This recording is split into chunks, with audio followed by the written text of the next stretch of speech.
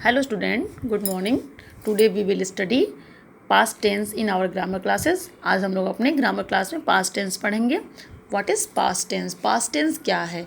तो वैसे मैंने आपको जब टेंस बताया था तो इसमें उसमें क्लियर कर दिया था कि टेंस जो होते हैं वो 3 टाइप्स के होते हैं, प्रेजेंट, पास्ट और फ्यूचर. प्रेजेंट टेंस में मैंने आपको present indefinite, present continuous, present perfect और प्रेजेंट परफेक्ट कंटिन्यूअस उसके चारों सब पार्ट्स पढ़ा दिए हैं. सो आज हम लोग अपने पास्ट टेंस में पास्ट इंडेफिनिट क्या होता है ये पढ़ेंगे. पास्ट टेंस क्या है? यानी पास्ट का मतलब है भूतकाल, यानी जो कार्य हो चुका है, जो बीत चुका है, जो चीज़ें समाप्त हो चुकी हैं उसे कहते हैं पास्ट टेंस. यानी पास्ट इंडेफिनिट टेंस सबसे पहला हमारा सब पार्ट्स है पास्ट इंडेफिनिट. इसके भी 4 सब पार्ट्स होंगे, past indefinite, past continuous, past perfect और पास्ट परफेक्ट कंटिन्यूअस. तो पहला हम पास्ट इंडेफिनिट पढ़ेंगे. अब पास्ट इंडेफिनिट जो है उसकी पहचान क्या है? पास्ट इंडेफिनिट टेंस की पहचान क्या है? तो किसी भी चीज़ को जानने के लिए सबसे पहले उसकी पहचान को जानना ज़रूरी है कि वो कैसा दिखता है, वो क्या करता है, मतलब उसकी एक पहचान, हर किसी की पहचान होती है. उसी तरह से यहाँ पास्ट इंडेफिनिट की क्या पहचान है? तो जब कभी हम सेंटेंस के लास्ट में ता था, ती थी, ते थे या फिर या था, ये थी, ये थे, इस तरह के जब कभी वाक्य हम शब्द देखते हैं तो हमें तुरंत समझ जाना है कि ये कौन सा टेंस है, पास्ट इंडेफिनिट टेंस है.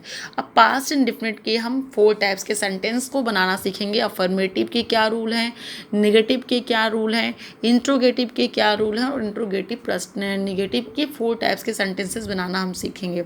तो सबसे पहले अफर्मेटिव सेंटेंस जानते हैं कि अफर्मेटिव के लिए कौन से रूल होते हैं और कैसे ये सेंटेंस बनाया जाता है. तो अफर्मेटिव के लिए पास्ट टेंस में रूल होता है सब्जेक्ट प्लस वर्ब का सेकेंड फॉर्म प्लस ऑब्जेक्ट. सिर्फ आपको ये 3 चीज़ें याद रखनी है, सब्जेक्ट, वर्ब का सेकंड फॉर्म और ऑब्जेक्ट.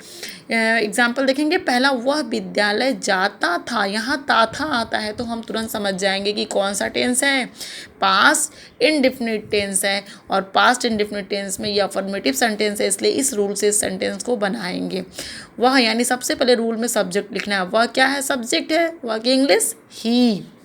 वर्ब का सेकंड फॉर्म यानी जाने की इंग्लिश लिखनी है. जाने की इंग्लिश तो गो होती है लेकिन यहाँ सेकंड फॉर्म लगाना है. तो गो का सेकंड फॉर्म क्या होता है? गो, वेंट, गॉन. क्या होता है सेकंड फॉर्म? वेंट होता है. तो ही वेंट. और ऑब्जेक्ट क्या बच गया? टू स्कूल, यानी ही वेंट टू स्कूल. ये बहुत सिंपल है, बस आपको समझना होगा कि वो सब्जेक्ट और वर्ब का सेकंड फॉर्म और ऑब्जेक्ट सिर्फ हमारा अफर्मेटिव सेंटेंस बन गए.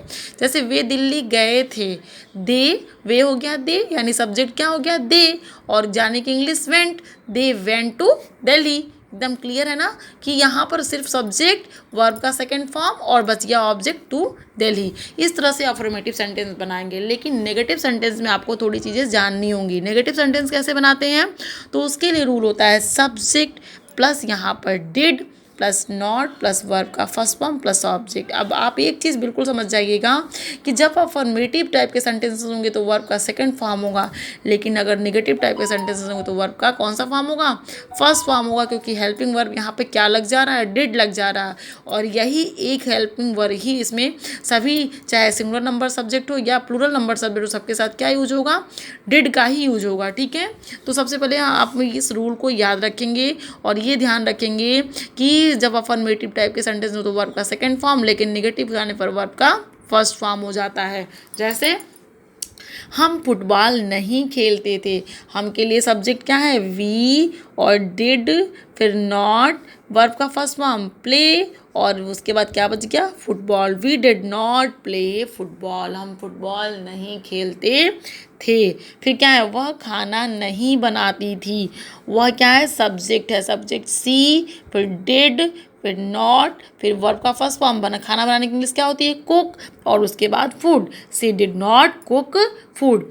ये बहुत सिंपल है. सिर्फ आपको इतना समझना है कि जब भी पास्ट इंडेफिनिट टेंस होते हैं तो अफर्मेटिव सेंटेंस में वर्ब का सेकंड फॉर्म यूज होता है, लेकिन नेगेटिव टाइप के सब सेंटेंसेस बनाने होते हैं तो वहाँ पर हेल्पिंग वर्ब डिड लगता है और उसके बाद वर्ब का फर्स्ट फॉर्म यूज होता है. ये बस आप याद रखिएगा, आपके सेंटेंसेस कभी भी गलत नहीं होंगे. यहाँ मैंने 5 सेंटेंसेस दिए हैं, बहुत ही बस ईजी सेंटेंसेस दिया आप, ताकि आप इसको एक बार प्रैक्टिस करिए कि कैसे बनेगा. आप इन 5 सेंटेंसेस को बनाएंगे तो आपको ये रूल क्लियर हो जाएंगे. क्या है आपका 5 सेंटेंस?